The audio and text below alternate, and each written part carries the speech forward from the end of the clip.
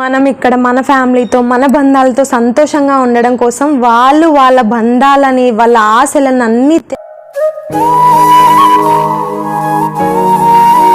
వైపు నుంచి ఎలాంటి ప్రమాదం వస్తుందో తెలియక ఆకలితో అలమటిస్తూ మరి అనుక్షణం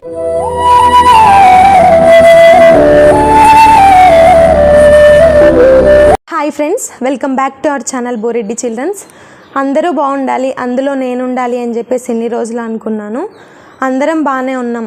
మనందరం బాగుండడం కోసం, మన దేశం కోసం, అక్కడ దేశ సరిహద్దుల్లో ప్రాణాలను అరచేతిలో పెట్టుకొని పోరాడుతున్న జవాన్లను తలుచుకుంటుంటేనే నాకు చాలా బాధగా ఉంది, భయంగా ఉంది. యాక్చువల్గా ఆ విషయం గురించి నేను సోషల్ మీడియాలో మాట్లాడొద్దు అనుకున్నాను, మాట్లాడను అని చెప్పేసి కూడా మీ అందరికీ చెప్పాను. కానీ ఆ టాపిక్ గురించి నేను ఇప్పుడు ఎందుకు మాట్లాడుతున్నాను అంటే, నాకు నిన్న నైట్ కొన్ని కామెంట్స్ వచ్చాయి.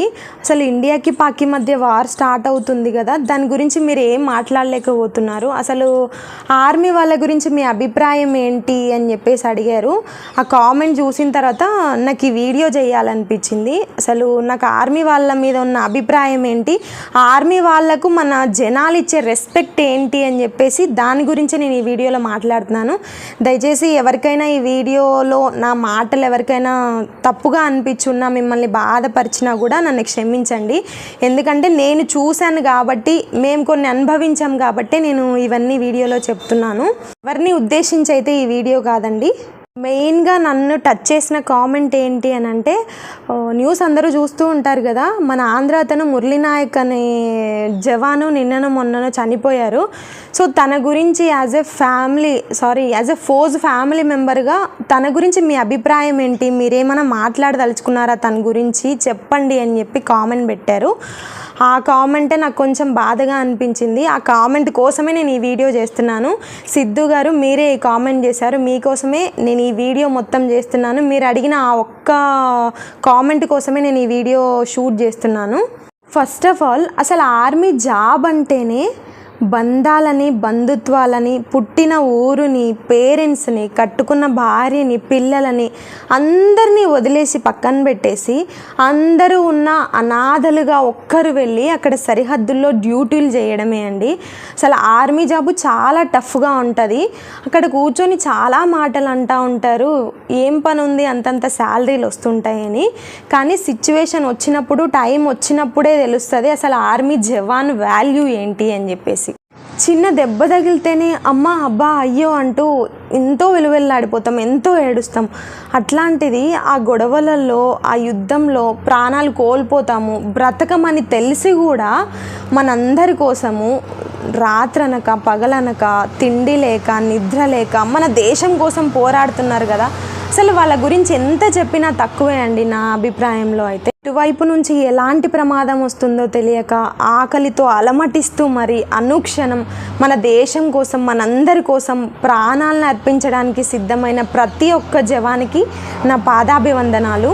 మనం ఇక్కడ మన ఫ్యామిలీతో మన బంధాలతో సంతోషంగా ఉండడం కోసం వాళ్ళు వాళ్ళ బంధాలని వాళ్ళ ఆశలను అన్ని త్యాగాలు చేసి అక్కడ దేశ సరిహద్దుల్లో వెళ్ళి మనందరి కోసం పోరాటం చేస్తూ మనందరి కోసం కాపలా కాస్తూ ఉంటారండి. వాళ్ళు అన్నం కంటి నిండా నిద్రపోవడం కోసం వాళ్ళక్కడ నిద్ర లేకుండా రాత్రింబవళ్ళు మన కోసం కాపలా కాస్తున్నారు. అందరినీ వదిలేసుకొని బంధాలను, కొంతమందికి పెద్ద పెద్ద బ్యాక్గ్రౌండ్స్ ఉంటాయి, పెద్ద పెద్ద ఫ్యామిలీస్ ఉంటాయి, వాళ్ళందరినీ వదిలేసుకొని ఒంటరిగా అనాథగా బ్రతుకుతూ అక్కడ సరిహద్దుల్లో కాపలాలు కాస్తూ డ్యూటీలు చేస్తూ ఎవరి కోసం చేస్తున్నారండి ఇవన్నీ? మన కోసమే కదా, మన దేశం కోసమే కదా. అలాంటి జవాన్లకు అసలు మనం ఇచ్చే రెస్పెక్ట్ ఏంటి అని చెప్పేసి నేను అడుగుతున్నాను. వాళ్ళకు మనం ఇచ్చే రెస్పెక్ట్ ఏంటి? వాళ్ళకు మనం ఏం రెస్పెక్ట్ ఇస్తున్నాం? వాళ్ళు మన కోసం ఇన్ని త్యాగాలు చేస్తున్నారు, ఇన్ని ఆశలను వదిలేసుకుంటున్నారు, అసలు చావడానికి కూడా సిద్ధమైపోయి మన కోసం కష్టపడుతుంటే వాళ్ళ కోసం మనం చేసేది ఏంటి? మనం ఇచ్చే రెస్పెక్ట్ ఏంటి అసలు వాళ్ళకి? ఆ రెస్పెక్ట్ ఏంటో ఎలా ఇస్తారో చెప్పనా?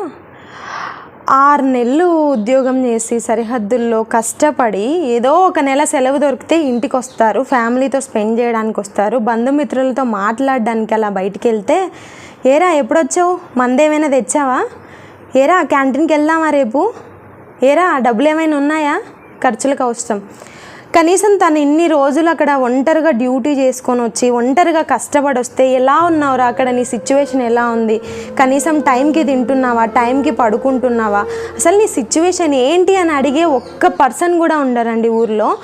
ఎప్పుడు చూడు ఆర్మీ ఓడి కనిపిస్తే మందు, క్యాంటీన్ సామాను, డబ్బు, ఈ మూడింటిని పట్టుకొని వాళ్ళతో ఫ్రెండ్షిప్ చేస్తారు. ఆ అవసరం కోసమే వాళ్ళతో మాట్లాడతారు.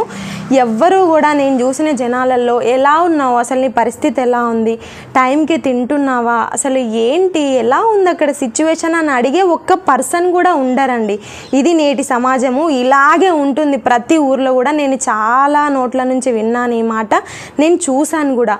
ఇదైతే ఎవరిని ఉద్దేశించి కాదండి, ప్రజలు మారండి. మన దేశం కోసం ఇంత కష్టపడుతున్న జవాన్లకు కనీసం కనిపించినప్పుడు కొంచెం రెస్పెక్ట్ ఇవ్వండి అని చెప్పేసి ప్రతి ఒక్కరిని నేను పేరు పేరున రిక్వెస్ట్ చేస్తున్నాను. తను బ్రతుకున్నప్పుడు ఇవ్వని రెస్పెక్టు, తను బ్రతుకున్నప్పుడు పెట్టని స్టేటస్లు ఎందుకండి ఇవన్నీ? తను చనిపోయాక తను చూస్తాడా? మీరు ఇచ్చే రెస్పెక్ట్ తను చూస్తాడా? మీరు పెట్టే స్టేటస్లు తను చూస్తాడా? మీరు ఇచ్చే గౌరవం తను చూస్తాడా? మీరు చూపించే జాలి, మీరు చూపించే కన్నీరు తను చూడగలడా? చూడలేడు కదా. అదేదో తను బ్రతుకున్నప్పుడే ఇచ్చుంటే తను కూడా హ్యాపీగా ఫీల్ అయ్యేవాడు కదా. ఎందుకండి ఇవన్నీ? మనిషి చనిపోయాక వచ్చే ప్రేమలు, జాలులు, కన్నీళ్ళు ఇవన్నీ ఎందుకండి? అసలు చనిపోయాక ఏం లాభం ఇవన్నీ వచ్చి? మీరు స్టేటస్లు ఎందుకు పెట్టుకోవాలి? నిజంగా చెప్పాలంటే ఏ భయం లేకుండా, ఏ స్వార్థం లేకుండా, అసలు మనం ఎవరో తెలియని వ్యక్తుల కోసం, మన దేశం కోసం ప్రాణాలను సైతం అర్పించడానికి సిద్ధమైన సైనికుడు, జవాన్ల కంటే గొప్ప వ్యక్తి ఉంటారు అని అనుకోవడం మన తప్పు. అసలు వాళ్ళకంటే గొప్ప వ్యక్తులు ఈ లోకంలోనే ఉండరు అని చెప్పేసి నా ఫీలింగు. దేవుడి తర్వాత మనల్ని ఎవరైనా కాపాడుతున్నారు అంటే అది జవానులే. నా అభిప్రాయం ఏంటి అంటే, మనిషి చనిపోయాక చూపించే ప్రేమ వేస్ట్, కన్నీరు వేస్ట్, మనిషి చనిపోయాక చూపించే జాలి వేస్ట్, మనిషి చనిపోయాక ఇచ్చే రెస్పెక్ట్ అంతకన్నా వేస్ట్ అని చెప్పేసి నా అభిప్రాయము. సో నేను కోరుకునేదైతే ఒక్కటే అండి, మనుషులు బ్రతుకున్నప్పుడే వాళ్ళకు విలువ ఇవ్వండి, మనుషులు బ్రతుకున్నప్పుడే వాళ్ళతో ఉండండి, వాళ్ళతో ప్రేమగా మాట్లాడండి, వాళ్ళకి రెస్పెక్ట్ ఇవ్వండి. మెయిన్లీ ఇండియన్ ఆర్మీ సోల్జర్స్కి మాత్రం ఎక్కడ కనిపించినా కనీసము సెల్యూట్ చేసి ఎలా ఉన్నావు అని ఒక్క మాట అడగండి. ఇంతకంటే నేను మీకేం చెప్పలేను. అందరికీ అన్నీ తెలుసు, ఎవరెక్కడ ఎలా కష్టాలు పడుతున్నారో అందరికీ తెలుసు. కానీ మన ప్రజల్లో ఏంటంటే ఈగో ఒకటి, పార్షాలిటీ ఒకటి, వాడెంతలే అన్న ఒక ఫీలింగు, వీటితో మెయిన్లీ ఇండియన్ ఆర్మీ సోల్జర్స్ ఎక్కడ కనిపించినా కూడా వాళ్ళకు రెస్పెక్ట్తో ఒక సెల్యూట్ చేసి బాగున్నారా, ఎలా ఉన్నారు, ఎప్పుడు వచ్చారా అని ప్రేమగా 4 మాటలు మాట్లాడండి. అంతకంటే వాళ్ళకు మనం ఇచ్చే కృతజ్ఞత ఇంకొకటి ఉండదు. వాళ్ళు మనల నుంచి ఆశించేది కూడా ఏది ఉండదు. ఈ మాటలు ఎవరిని ఉద్దేశించి నేను చెప్పలేదండి.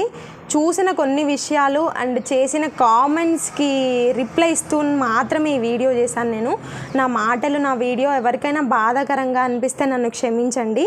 చివరిగా నేను కోరుకునే ఒక్క కోరిక ఏంటి అంటే, మనకున్న టైంలో ఒక్క 2 minutes మన దేశం కోసం పోరాడుతున్న, అక్కడ యుద్ధంలో పాల్గొంటున్న మన సైనికుల కోసం ఒక్క 2 నిమిషాలు వాళ్ళ కోసం ప్రార్థిద్దాం, వాళ్ళ కోసం ప్రేయర్ చేద్దాం, వాళ్ళకి ఏ హాని కలగకుండా ఉండాలని చెప్పేసి దేవుణ్ణి కోరుకుందాము. ఇదొక్క రిక్వెస్ట్ అండి లాస్ట్లో అందరికీ. ఫర్ వాచింగ్ అండి. By by. జై జవాన్.